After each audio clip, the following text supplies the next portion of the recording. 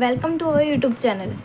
इस video lecture में हम देखेंगे FY BCom सेम 2, जिसमें हमारा सब्जेक्ट है फिनेंशियल अकाउंटिंग 3 और उसमें हम स्टार्ट करने वाले हैं unit number 3 accounting for debenture.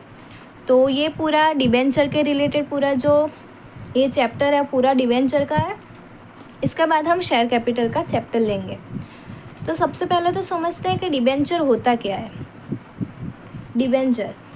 Debenture एक ऐसी चीज़ है जब कंपनी की कोई भी रेपुटेशन है, मार्केट वैल्यू है, उसके बेसिस पे कंपनी पब्लिक से लोन मांगती है।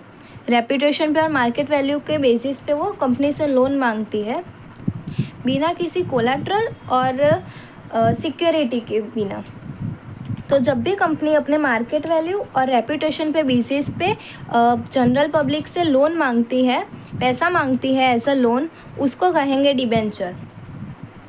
और जो कंपनी होती है वो एक पेज पे या कुछ भी चीज़ पे लिख के देती है कि हम इतने टाइम के बाद इतने इंटरेस्ट के साथ आपको आपके पैसे रीपे करेंगे या रिडीम करेंगे, और उसको कहते हैं डिबेंचर।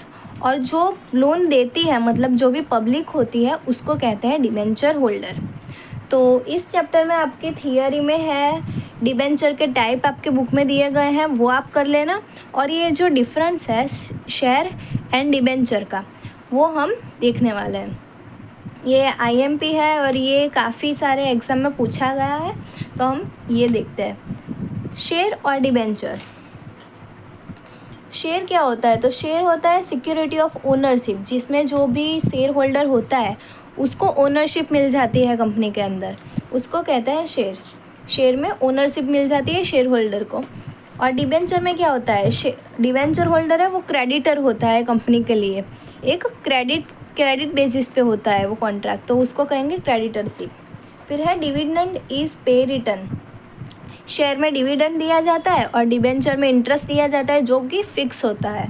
और जब भी हम जनरल पब्लिक से लोन लेते हैं, पैसा लेते हैं एज अ लोन, तभी इंटरेस्ट फिक्स किया जाता है। शेयर में है rate of dividend is not pre decided, it dependent on profitability. जो भी डिविडेंड होता है वो किसके बेसिस पे दिया जाता है? तो जो भी कंपनी को जो भी प्रॉफिट होगा उसके बेसिस पर डिविडेंड दिया जाता है।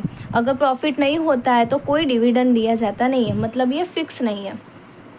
फिर डिबेंचर में है rate of interest is pre decided and not depend on profitability. जैसे कि मैंने अभी कहा, डिबेंचर जब ये क्रिएट होता है तभी उधर स्टार्टिंग में ही मतलब पहले से ही डिसाइड किया जाता है कि इतना इंटरेस्ट देंगे। फिर बाद में है if company earn profit then they give dividend. अगर कंपनी प्रॉफिट अर्न करेगी तभी डिविडेंड देगी। Company interest will pay and it is pre decided, ये पहले से ही डिसाइड होता है। फिर है share holder have voting right. Share holder को वोटिंग राइट मिलता है और डिबेंचर होल्डर है उसको वोटिंग राइट नहीं मिलता है। Debenture holder have no voting right.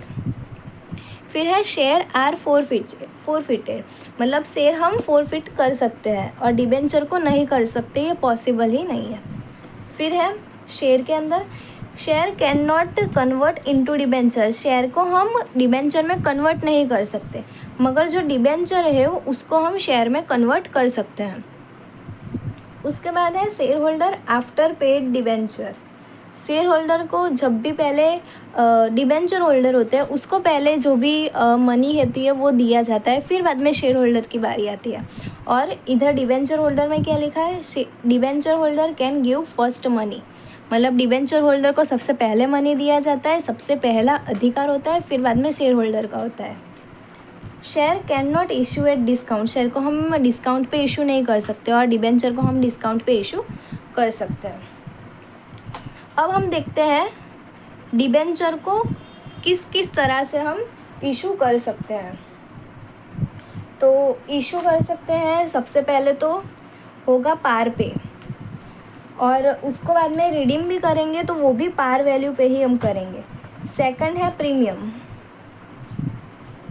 Premium पे हम इशू कर सकते हैं और प्रीमियम पे ही हम दे सकते हैं।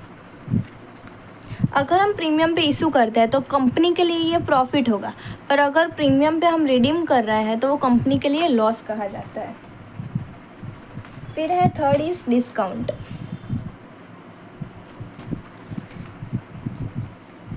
और डिस्काउंट पे ही रिडीम। ओके, तो ये 3 प्रकार है। पार में क्या होगा, जैसे कि हमारी वैल्यू है 100 पे हमने इशू किया, तो वापस हम रिडीम करेंगे तब भी 100 पे ही करेंगे। प्रीमियम मतलब समझ लो 10% प्रीमियम हुआ 100 का, तो इधर आ जाएगा 110, और प्रीमियम पे ही अगर हम दे रहे हैं तो 110। डिस्काउंट होगा तो 5% डिस्काउंट समझ लो, तो 90 आएगा। अगर premium and discount and premium कहा गया हो कि डिस्काउंट पे हमने इशू किया है और प्रीमियम पे हमने वापस दिया है, तो क्या आएगा, डिस्काउंट पे इशू करेंगे 10% डिस्काउंट एंड 10% प्रीमियम। ये हुआ हमारा डिस्काउंट 10% और ये हुआ हमारा प्रीमियम, वो भी 10%। 100 रुपये हमारी फेस वैल्यू है, तो उस पर 10% डिस्काउंट होगा 90 एंड 10% प्रीमियम होगा 110।